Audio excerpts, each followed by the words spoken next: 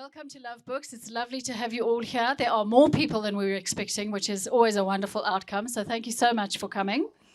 Yes. I've so enjoyed reading what I have read of Fourth Boy.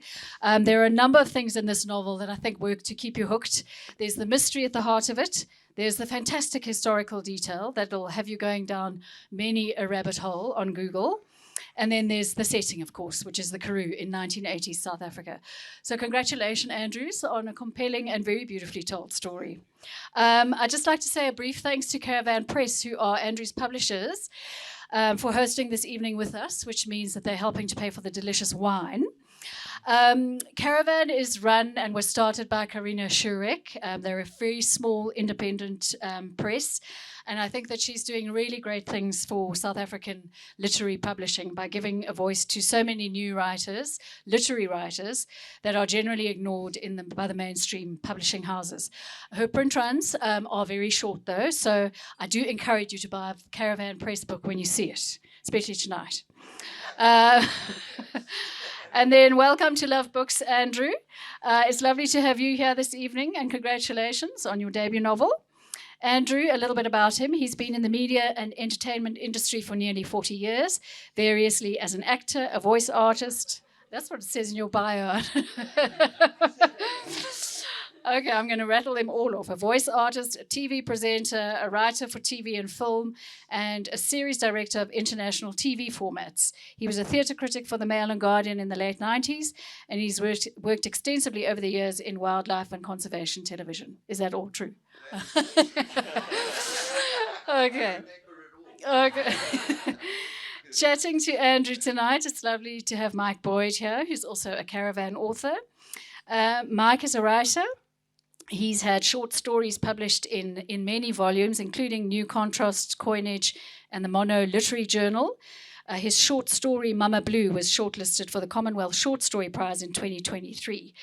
He's the author of The Weight of Shade, which we have for sale, and he's also a high school English teacher. So this is going to be a breeze for him. Thank you, Mike. Thank you so much. I think I'm more nervous.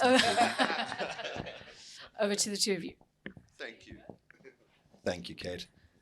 Just to reiterate what Kate said, congratulations. It's a really beautiful novel, and I enjoyed it so much. And I know that everyone here is going to enjoy it too, if they haven't already read it.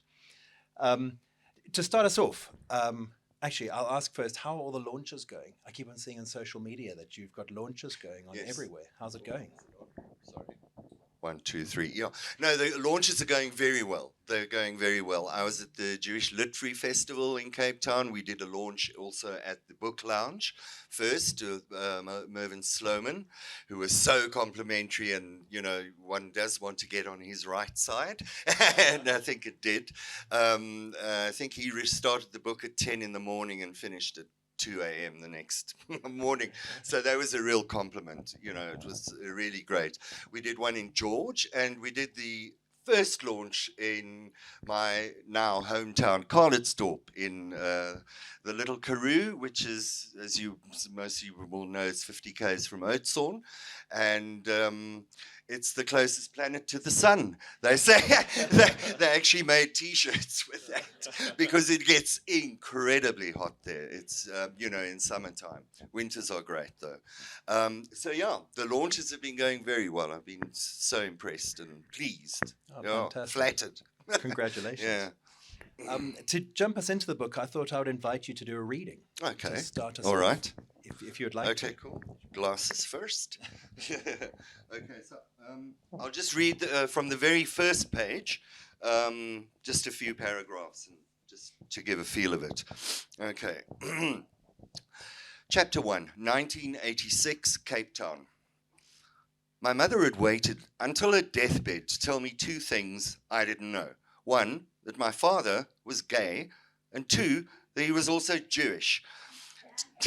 Typical of her, keeping this to herself all of my 23 years. I stared out of the window on the second floor of Groote Hospital at the towering flanks of Table Mountain and the lashing rain outside, wondering how to react. The storm today was as portentous as it was unseasonal in January. It was a cliche not lost on me, the blizzard announcements, rapid succession, echoing the Shakespearean outside. What do you want me to say? My mother coughed, squeezing out a reply. I must tell my own son how to react? Mom, why are you suddenly sounding Jewish? You're not. She laughed, which turned into a hacking cough, her hands flapping as though to swat it away. Her sense of the dramatic irritated me even at this late moment. I had a feeling that she relished becoming this hybrid creature of enmeshed wires and tubes and limbs. It was a new self she now wallowed in. She'd left the self that counted pennies, made ends meet, gave to charity. Had life not forced her to raise me on her responsible own, a single parent, she might have ended up in a cottage in the hippie beach zone of Komiki, where feathered Dreamcatcher mobiles swung on verandas and meaningful relationships were forged with marauding baboons that slipped down from the mountain to raid dustbins. Instead, we lived in the sensible suburb of Bergfleet, with its affordable housing designed for post-war soldiers returning to start a family and a life. Sorry. My mother had been shoehorned into an existence she might not have chosen, teaching at a primary school in a suburb she might not have belonged in. Nothing remarkable would emerge from Bergfleet. That's how it had always seemed to me. Perhaps the whole concept of a suburb like that was that nothing remarkable was supposed to emerge. If remarkable meant a triple murder, a Nobel Prize, or the invention of the clothes peg. I was convinced the architecture of the standard Bergfleet house imposed the philosophy of conformity breeds success. No head should be raised above the parapet. So I could just stop there. Wonderful. And it goes on so far from there, the novel. It goes into the Karoo and murder mystery and possible serial killers. I think because of the way it started, I was about 5 pages in and I felt like it was your autobiography for some reason. And I was wondering, and I know this from my own writing, that pieces of you always fall into your writing. And I was wondering, although obviously it's quite a almost high concept, like I said, murder mystery, what parts of you are in the book, would you say? Quite a lot and not a lot. So yes, you draw, especially, I don't know if it happens with a debut novel perhaps only, or does it happen all the time? I don't know. But there are loads of me in there and there are loads that isn't me. So it's a balance of, and when you think about the character, I think that's the thing that has to drive you. So if something is not going to fit, you're not going to just ram it in there. You have to keep a balance between those things. So I could have a memory or an encounter from 40 years ago, but I might not use that because it's not suited. But I did not grow up in Bergfleet, although I went to school in Bergfleet. The character actually went to Rhodes University, where a lot of people here did as well, and as did I. So there's that kind of familiarity with that scenario. And we, who are my old varsity friends here, were also kind of young and in our 20s during the states of emergency and that entire period in the 1980s. So a lot of people can relate to that as well, of our sort of age. But I have never been a practicing journalist. Apart from being a documentary, wildlife television and doing that sort of thing and writing for the Mail and Guardian theatre critic. So there's a lot that's in there that is me, or people that I've known, or a phrase that someone said years ago, and some of them would know if they read it who they are and what they said. And unfortunately, it's like that. That was actually one of my next questions. Was and again I know it from my book, which was also set in a very small town, and I was a little bit afraid when it was published because you do tend to create characters from people you meet in these small towns, and it can be quite particular. And Karina, who edited both of our books, she said to me, "You might want to change the odd detail if you're worried." Yeah, and I was wondering, living in Karoo, and where you come from, and obviously the book is set there. Are there any characters set I'm on afraid real there people? are. There are. One of the main characters is based on someone in Karoo. I did warn him. He seemed quite charmed about the whole thing, and after reading the book, he was speaking to me as though he were that person, which was so sweet. It was really lovely. Yeah. So yeah, here and there is that. But again, it's based on, and then you either you exaggerate or you pull back or whatever, you know. And yes, be careful not to Create a limp. Yeah, exactly. Yeah. Or an eye patch or something. Yeah, exactly. Oh no, fantastic. I mean, obviously you're not scared of it going out there. But Nah. so you've alluded to two things I was going to bring up. First of all, is that first of all it's like I've mentioned, it is quite a tense novel anyway because of its subject matter. But as well as that, you throw into it that it's set during a state of emergency during apartheid, and as well as that, within the state of emergency in apartheid, you have a gay lead character who, and one of the cores of the story was this love story, a same-sex love story that I thought was beautifully written. And so I just wanted to you to chat around some of your choices, because underneath an already tense story are these tense sort of situations in which the character finds himself. Yes, uncomfortable situations. Yeah. Because in part it's a coming of age story as well. The guy is 23 and he maybe had one sort of great love at some point in the past. And he's trying to find himself at the same time searching for clues around this father that he never knew. And this story is what brings it all out. His journey, his unpicking of this mystery. And so the gay aspect, yes, is important because it wasn't a time of, total openness, and might still not be. It is a lot more today, but not as much as, not as repressed as it was then.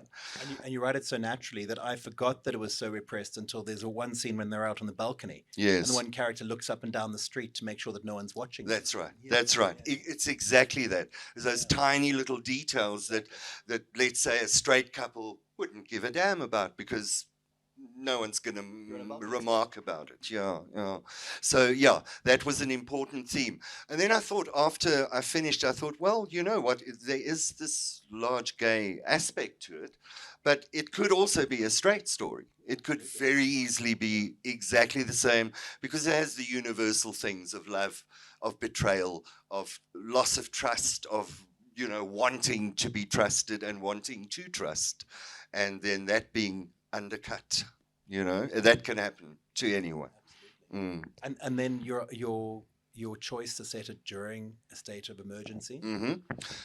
That was a period when many varsity campuses around the country, including Grahamstown, was infiltrated by so many different operatives. And one of our former journalist colleagues wrote about someone, Olivia, what's his surname? Forsyth, who was one of those people. And then again, you think about things about, okay, so that person has infiltrated the SRC. There were all these kind of strange underhand things going on all the time, some of them very subtle and some not. And then you can also think, well, their circumstances might have forced them in. The operatives of the echelons of the apartheid system would identify someone who was poor, who would need help with their study money, who would do this. They would approach and recruit, much like they do with spies and things like that. If I have something on you, I'm going to come to you and say, okay, you work for us, or they're all going to know about this kind of thing. So all that underlies, forms part of that tension that seeps through in the 80s. Who do you trust? Who don't you? And that kind of thing. Yeah. And it came across beautifully because by the end of the novel, you don't know who he can trust. This character. Exactly. Could I ask you to read your piece about the Karoo that we were chatting about earlier? I'd like to. Yes. I'd love to talk more about your setting in the Karoo because to me, this is really, it adds so much to Karoo literature. Right. I think your novel. Right. Okay, let me just get to the page. It's right here. So this is just a sequence, a short piece. One of the characters who is kind of trapped in this scenario, I think, and he's going on about the Karoo, a place where he found love and a place where he lost it. And he has this dual attitude to the whole scenario of the Karoo. And he carries the bitterness, but yeah, I won't go any further. I don't want to do spoilers. But anyway, okay, says, why is the Karoo so dry? Why does everyone look for a story in the Karoo? What is it that people have lost that makes them think they'll find it here? Ordinary stories gain a spiritual leg up here. Did you know that? Just because it's here and not there. Why is it interesting that Oma Smit baked her way into the hearts of others on her sprawling farm and became a legend? Why does anyone care about Wimpitman Bason's stories of strangers falling prey to his peach mampur? Why does a story of a lost farm or a lost love or a family hiding their retarded youngster from the world in an attic speak to anything or anyone? People lose their sense of self here. They lose their minds. They hand it over in favor of a myth. They'd rather be found dangling from a rope in their shed and become a romantic myth than actually live. Isn't it strange that a place can have its own life and feed off the lives of others who seek only to feed a myth? The Karoo doesn't need our stories, not mine either. After being a lush, vast, semi-tropical paradise, the Karoo ends up a dry, desolate, and harsh in the blink of an evolutionary eye. Can you imagine what that drama must feel like? Can you imagine how unforgiving that would make you? Can you see how small our myths are? What is my myth then? Okay.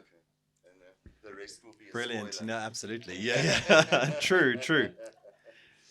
But you capture the Karoo so well. And I was wondering, I guess you wrote the book there, but what research did you do into it? Because you speak about the novel in your notes at the end. You say it's a fictional piece, I think, surrounded by historical fact. Yeah, that's right. Yes. So I did loads of research, and it was the more I did, the more fascinating it became. It kicked off visiting the Oudtshoorn Museum, where they have a huge display. I can talk about the children. Not so? It's not a spoiler. It's on the back page anyway.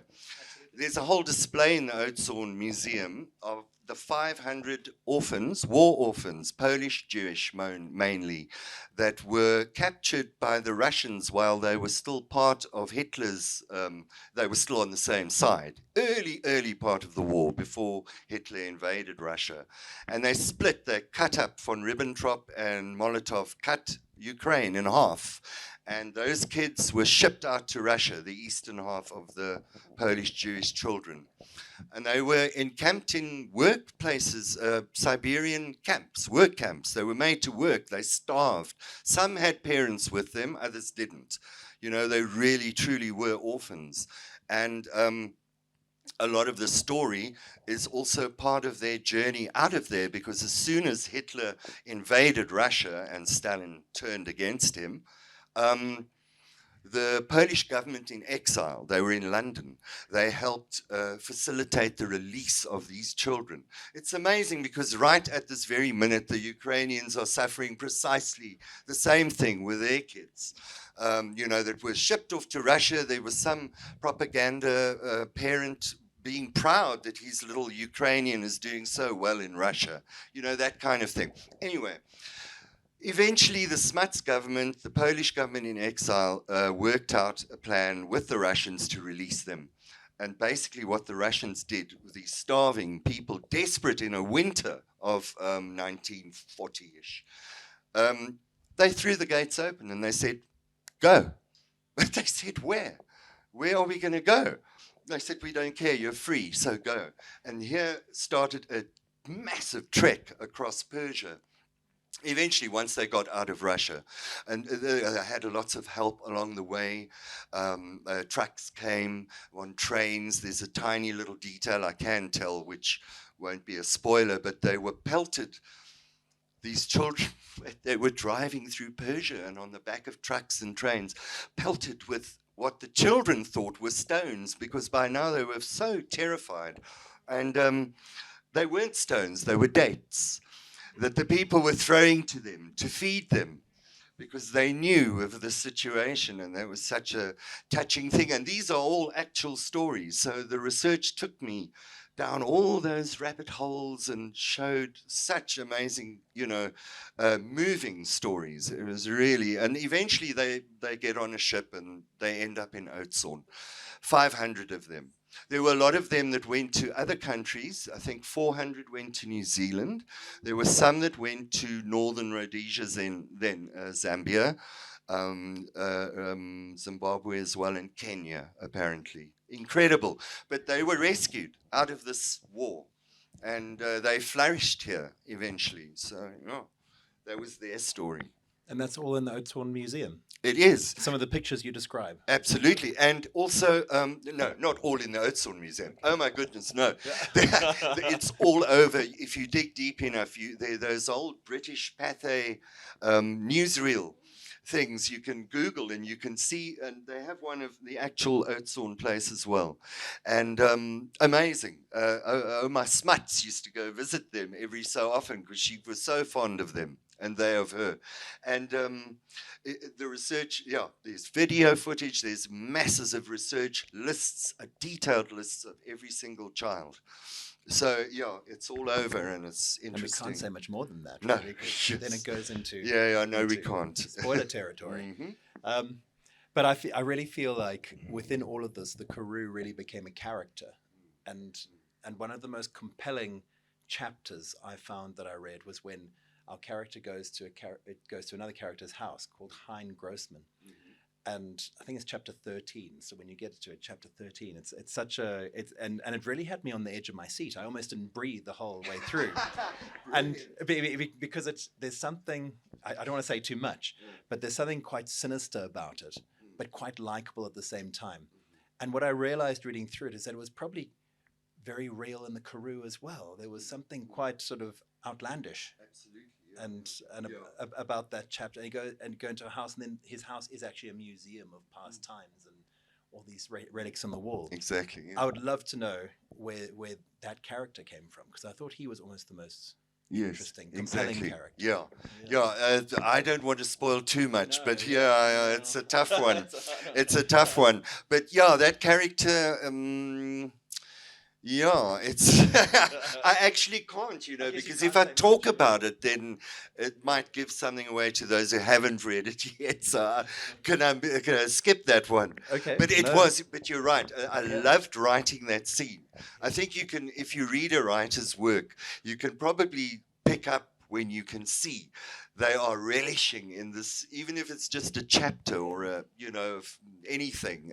You almost have to reread it. You've got very sharp dialogue. Yes. That you almost have to go back and think, what just happened there? Exactly. Because there's almost something hidden in the way they're talking to each other. Strangely as well, and there's a slight reference to it, but also what I also drew on. I've worked in Namibia quite a few times, in Swakopmund and Windhoek in the television world, and there are strange little places there too. Hidden spots, or a little shop that you wouldn't expect to see, a photo of Hitler and the mountains behind him. You probably all know that photograph. There are strange things still there, people that cling on to a thread of something. And it's not like they're punting it or being propagandistic about it, but it's there. And if you scratch, you'll see. It's very, and like I said, something a little bit sinister. Slightly sinister, absolutely. I felt like our main character was quite unsafe. I was like, get out of there. No, I hope he does.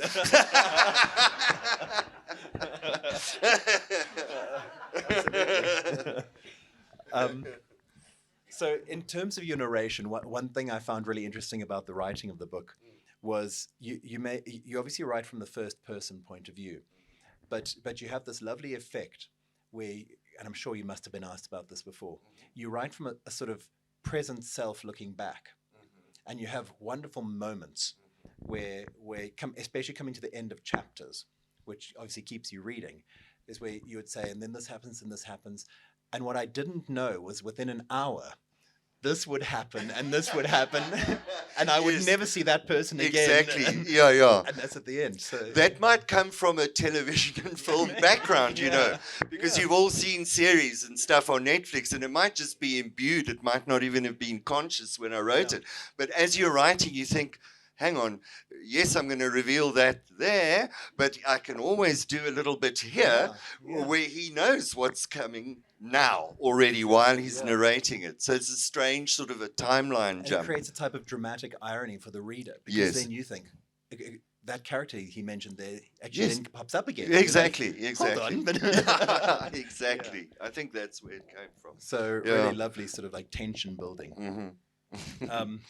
I actually recorded a bit where you say it as well, actually. And I think it's such a wonderful addition to Karoo literature, like I said. And I was asked this question as well, which is really hard. But where do you think it fits within that? Like, do you see it fitting within the Karoo literature? I've not, canon? honestly not, and I'm not sure it's for me to say where it sits. You know, I don't know how you would have answered that question, but I don't know. I couldn't say, you know, I'm sort of partway between a Fugard and a Pauline Smith, or where am I in that realm? You know, there are geniuses that have written about the Karoo, and I don't know. It's but as you say, I have used the Karoo as a character in the story, and what it gives and what it throws at people and what it takes away from people as well. You know, because having lived there now 13 years, I've been in Joburg for 30 and going to the Karoo for 13, I was not prepared for the heat of a summer. I really was not. It was it can drive you sort of to the edge of sanity because it doesn't stop. They're laughing because they've been there. It can, you know, yes, you can have a little aircon there in the bedroom, but you cannot step outside because you will just be hit with this breath of extreme heat. And I think that drives some people mad as well, including me. Well, I hope I've piqued everyone's curiosity. I was wondering if there's any questions from the audience before I go on. Because I know we have lots of friends in the audience as well that might want to ask questions about the novel. Yes, we do.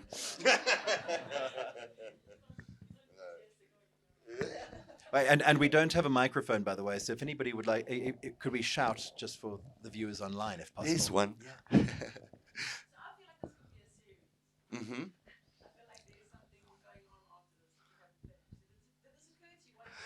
It didn't. It occurred to me only after, and miles after, and maybe only when you mentioned it once to me. One other person has mentioned that to me as well, that it could possibly be, and it would have to be have a very different kind of content, but you would certainly keep one or two or three of those main characters and drive it forward. So it's not as though, you know, this can be a Dion Meyer and old Grissel or whatever his name is, comes back and solves new cases. But you're totally right. It's a thought that's worth thinking about, yeah. Much rather have an 8-part TV series. Yeah. Which I can imagine being as well, actually. Yeah. This would be wonderful. That's what I've always thought. If someone said, oh, shouldn't this be a movie? I would say, no, it would be better as an 8-part, you know. Barry's got a question. Yeah. Absolutely. Yeah. They're not famous people, but there were some prominent ones. So the scenario at the school where they were housed, they called it a children's home, not an orphanage. The scenario there was they tried to keep their Polish culture. Not so much the Jewish part of the Polish, but it was there. In terms of language, in terms of culture, that was very important to keep that. There's a society of, there's still some who are alive today, and they're part of a society, and they meet once a year. And a few years, 1943, 2023, they had their 80th anniversary. And they filled that Catholic church in Oudtshoorn, which is the biggest church, is why they used it. And it was just amazing. I missed it because because I wasn't there and I was so angry. But they are a society. Some became prominent engineers because after the war, they kept them there till about 1947. And those that had family or parents were given the option, you can go back to Poland, but now it was under Soviet control. So a lot of them didn't want to go back to Poland and made a life here and became well known, some in KZN in terms of engineering. There's some bridges I know. I think I referred to one in the notes as well. But they're a very much alive society of people. And some of them have read the book, and I appeared in their little newsletter a month ago. I was so pleased. I said, oh my God, I hope they don't think it's a bad thing I've done. Yeah. Okay. On a very practical note, I went to buy one of Henry's books because I read it and I loved it. I bought a few presents, and I happened to be in Exclusive Books. Sorry. and they bought the last copy, so they are in short supply. That's good news. Yes, they bought the last copy in Exclusive Books. So Okay. Oh, amazing. Wow. Okay. Yeah. I actually contacted Karina because I didn't know how the publishing industry actually works and said to her, my friend has just told me that he's just purchased the last copy. Should we let the distributors know? She said, stop worrying. They order more if they've run out, so just calm down. Yeah. Anything else? I wanted to ask about your writing process. Do you Yes. get up early? Do you write when you feel like writing? Is it too hot to write? I actually am not one of those that, yes, I get up early, like 4 a.m., but that's because I've gone to bed at 8. So, but I don't have a system because I think a system can drive you nuts. If you're going to sit there and stare at a blank thing and think, I've got to spend 6 hours now writing, I spend all the time thinking about it, whether I'm about to fall asleep, whether I'm walking around feeding the dog or doing anything. I'm always trying to or solve a problem that I've thought of in the story that I need to figure out somehow. So, yeah. And I don't write the plot down either. With this one, I did not ever do that. I never, like if one were writing a TV script or whatever, or a movie script, you would need to plot in segment, see how does this work, shove that there.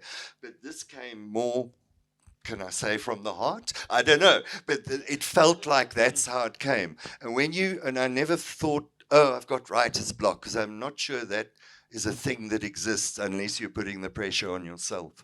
So I could spend 3 weeks just thinking about it and not writing one syllable, and then I would sit down and then those thoughts would go onto the page in such an unbelievably different way that I was expecting. It's a strange process. You can't even explain it. And then I would go and go, for a while, and then reach a certain point and think, okay, just pause, breathe, and I walk away from it.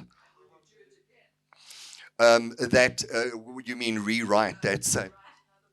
Yes, and I have, yes. Yeah, I'm just working on it now. I've had some good feedback from Karina. I'm doing tweaks and a bit of a rewrite. And that book is about, very briefly, just the premise of it is, it's really a book about identity, culture, loss of power, blah, blah, blah. It's two old ladies they're now 82 or 83. And in their past, they'd worked on an embroidery, quite a colonial tableau of Groot Constantia, Simon van der Stel, some pretty ladies there, fine ladies, and here, baskets of grapes with 3 slaves. And they did this embroidery.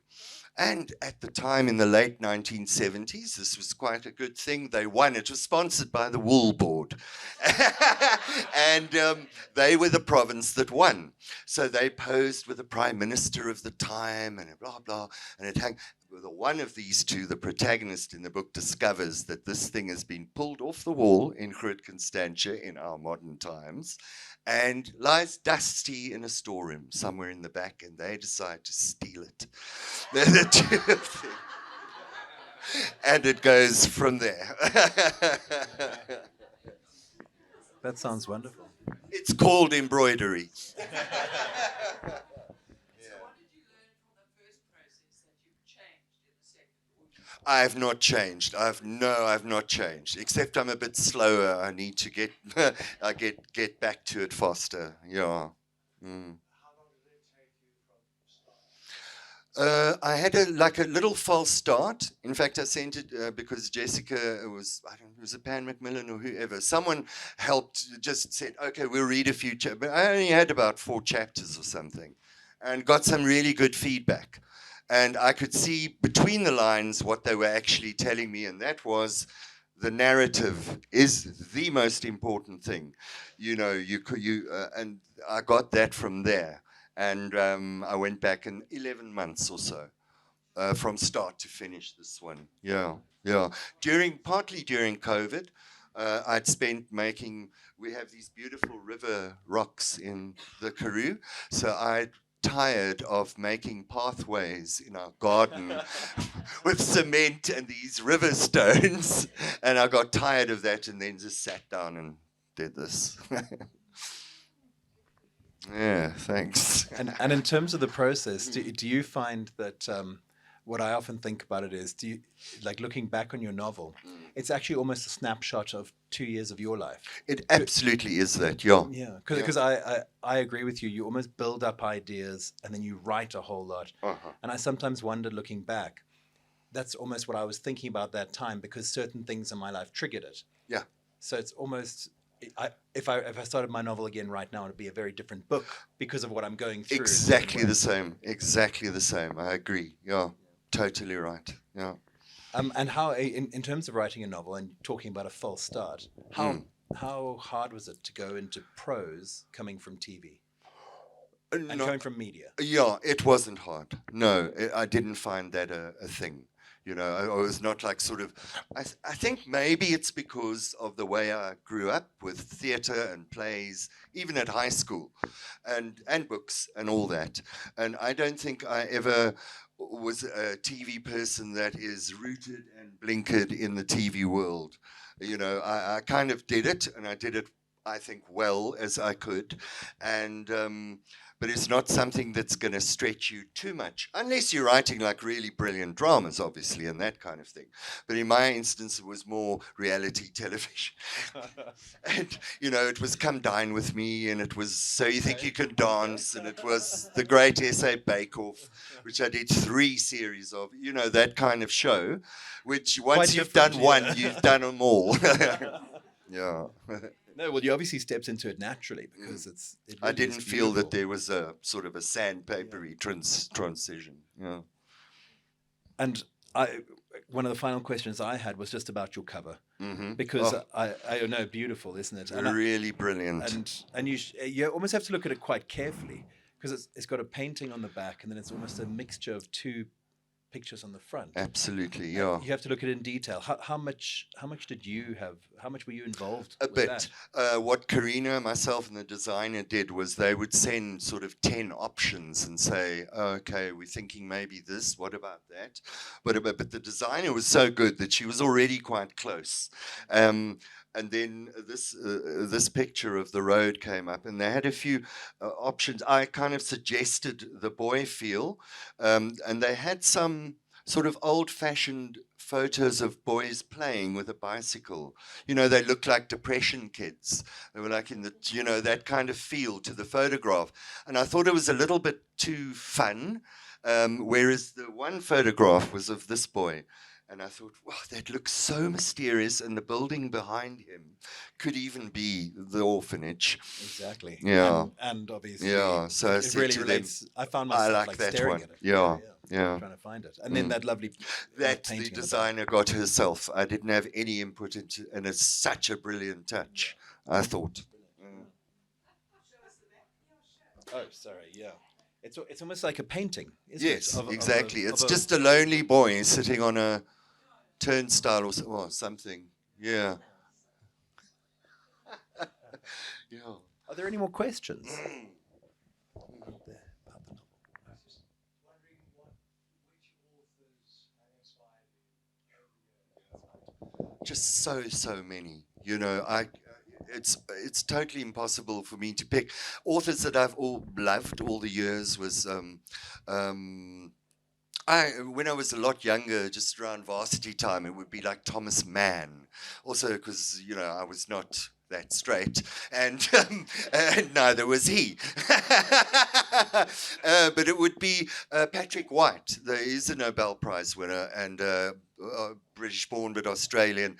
And at home we have like rows of his books, and we have rows of Philip Roth, and we've got rows of those kind of authors. Kafka I used to love reading in the period when one is feeling existential when you're about 23 or 4.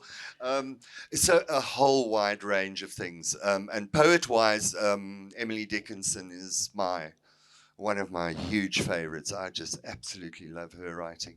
Yeah, really. And apparently she never traveled much. She stayed at home. And yet she had a whole universe in her head. It is incredible. Yeah. Yes.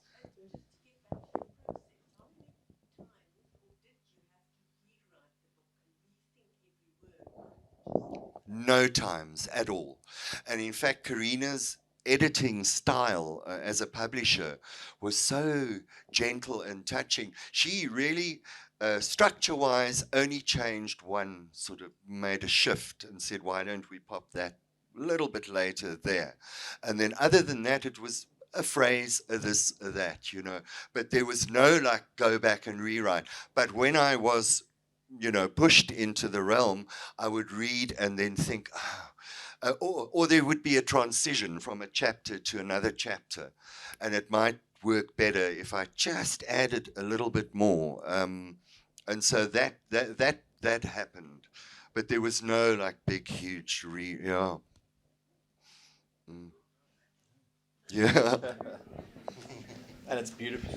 So while you were writing, I mean, when you sat down at your script and started writing again, did you not read the last 3 paragraphs? Absolutely. Did you find yourself rewriting those paragraphs? No, but you might change a sentence or two, or you might feel, oh, this is a bit clunky here, but I can do that better there.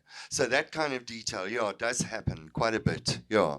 But whenever you're rewriting a sequence, I always go back some steps, so you can lead yourself into what the feel is at that moment. Into the realm, like you said. It's very much that. You kind of Exactly, enter it this is other that, place. yeah. Yep.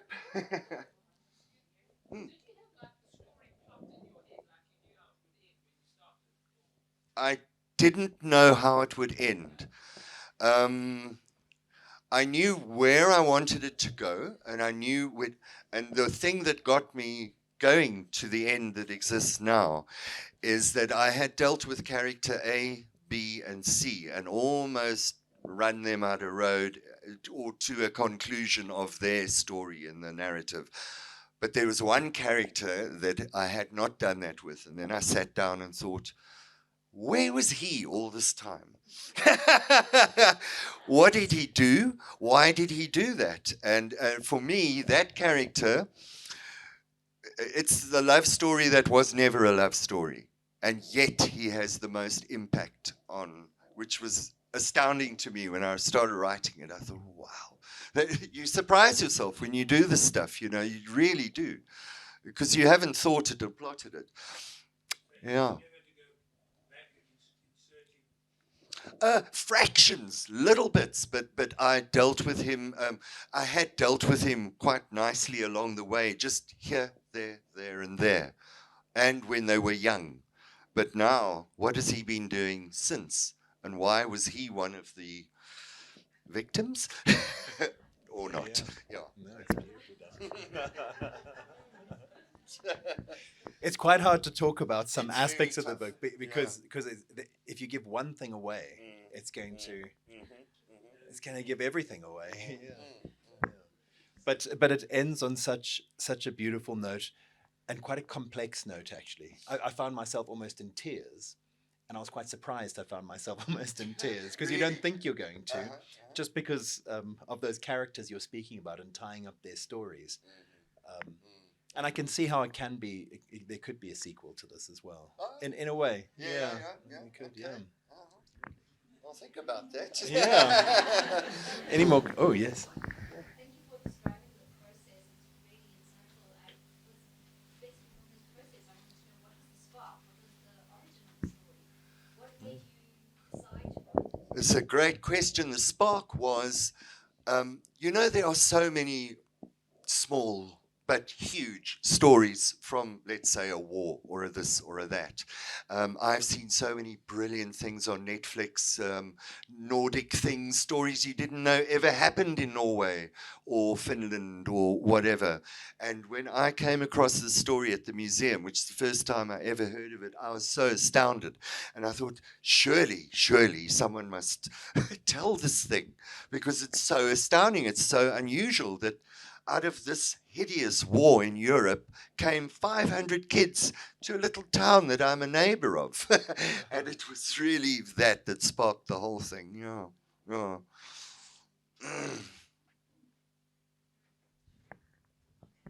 That's, Anyone else? Well, yeah, I'm very happy. well, thank you very So much. happy. Thank you for your Thank you. questions. Thank you. And congratulations.